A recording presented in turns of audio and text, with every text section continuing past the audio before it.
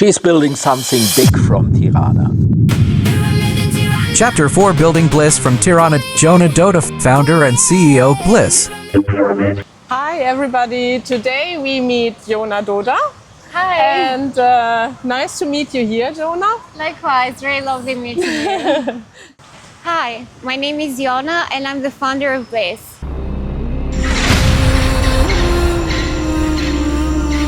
Every journey has a reason. This is ours. We are Alexandra and Jürgen, and we are professional world travelers. We are in a Ford Bronco, driving it from Cologne to Sydney, and we've already made it as far as the pyramid in Tirana. Tirana, by the way, in case you're wondering, is in Albania. Yes, and on our way to Sydney, we produce authentic stories.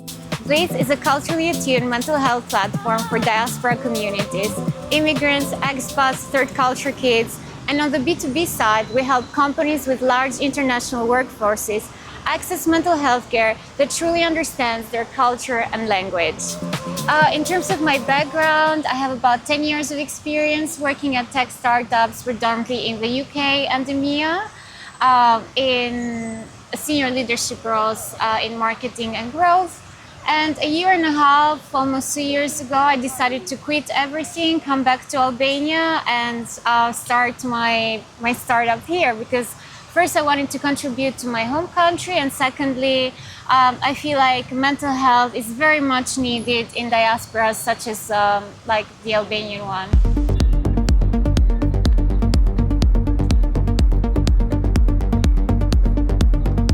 So what was really the ignition for you to do that move to your own business? It started from my own personal experiences, to be honest. So when I was 16, I moved to the UK all by myself to continue my studies there.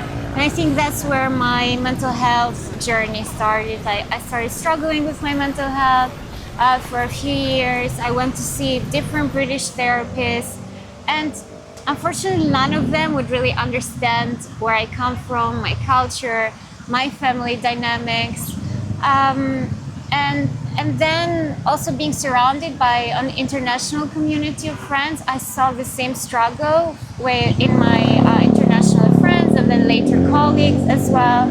So fast forward 15 years later, I decided that it was about time that I did something about it and kind of healed my 16-year-old self. I mean, globally, there's about 800 million people in diaspora communities, and all of them, like the majority of them who struggle with mental health, are completely underserved when it comes to finding a therapist or coach who speaks their language, but most importantly, who understands their culture.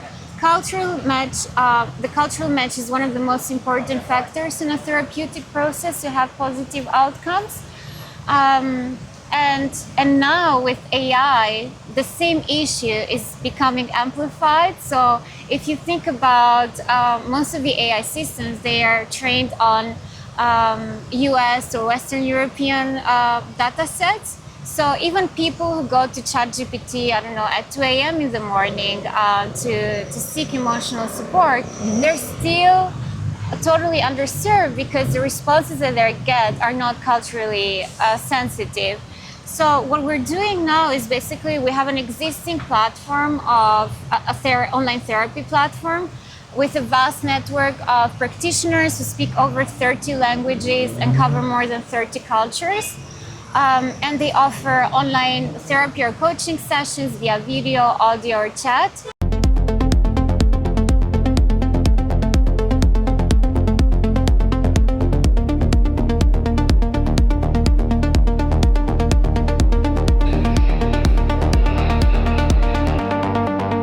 What we're doing now is that on top of this platform, we want to extend their support by using AI to amplify their care, not to replace their care.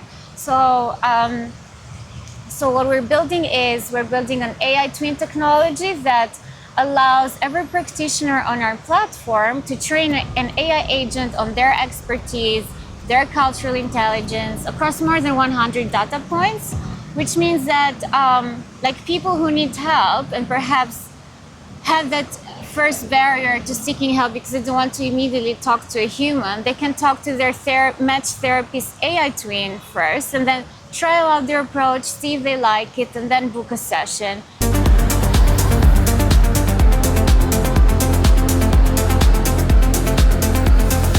Then once they book a session, in between the sessions, they get personalized support by their therapist AI twin, not some generic AI. So we had our first investment round earlier this year.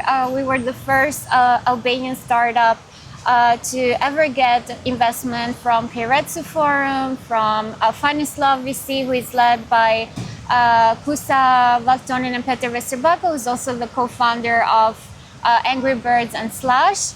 And we're one of the first 6 startups to Albanian startup to get investment from Plug and Play. So it was a very important milestone for us. It meant that we received a lot of validation through that investment, and it created a lot of momentum. The way that we're using that investment now is in further developing the AI twin, which hopefully is going to be, the first version is going to be launched by the end of this year. And we've already expanded to some new markets as well. We are now expanding to the Nordics. We're expanding our corridors of diasporas that we serve. And yeah, we've grown our team a little bit because before we're still a very small team.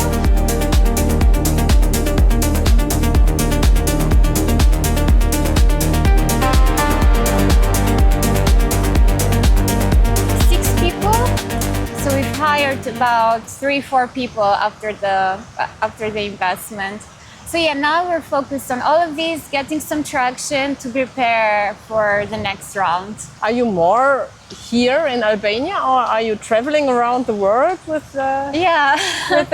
I would say that now I spend a lot of my time between Albania and the planes. I'm always flying somewhere, which is really nice because I get to validate Bliss in different countries across the world.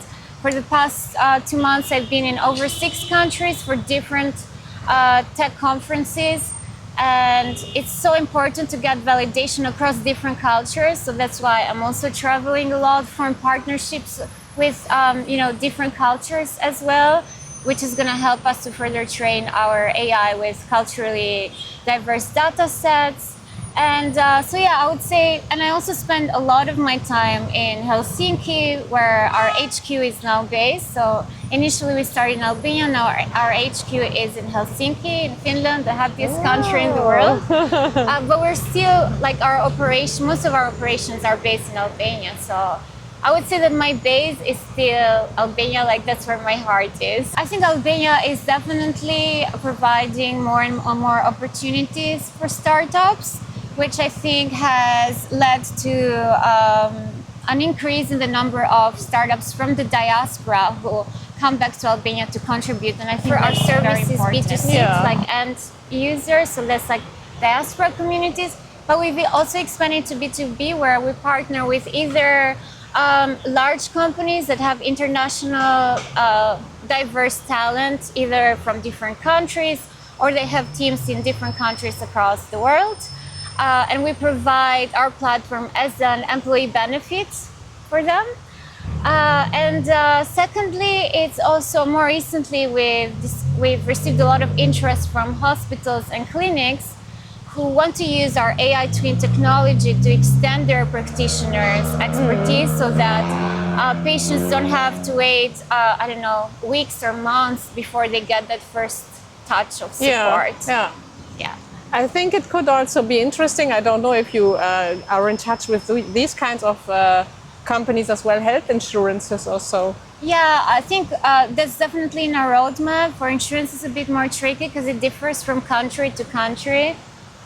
Germany is very complex, but it's definitely in our roadmap. We just need more resources to go down the insurance route as well. Yeah, because I think many insurance, especially in Germany, there is a lack of psychotherapists, and you have to wait very long time to get a therapy place. So I think it's worth fighting there too.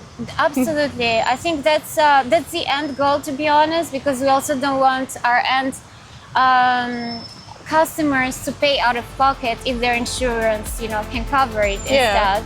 But as I said, it's a path that takes a bit longer, but we're not giving up on it. Yeah.